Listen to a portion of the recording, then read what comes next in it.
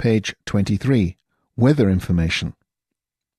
The cloud cover table, as depicted on this page, identifies the amount of cloud in the airspace of an ATZ or CTR and is measured in octas of cloud. The measure of cloud as determined at the time in relation to this table signifies whether ATC will declare their zone VMC or IMC. In addition to this table, the pilot can also obtain weather information pertinent to the surface data for that airfield, as this will help in determining the weather status of that airspace for flight planning purposes. This type of information can be made available to the pilot in any of the following ways, namely 1. ATIS.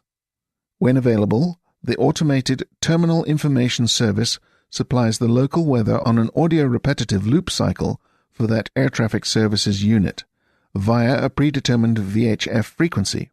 This is constantly updated every 30 minutes to reflect the airfield's current surface data. 2. METAR.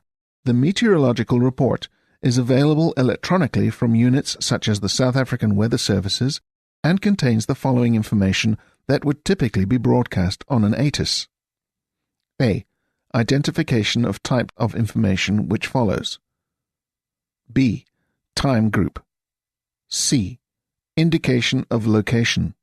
D. Wind. E. Visibility. F. Runway visual range when applicable. G. Present weather. H. Cloud. I. Air temperature. J. Dew point. K. Pressure values. L. Other significant information. 3. ATC. Air traffic control is also able to supply the relevant weather information to the pilot on their respective operational frequency if requested.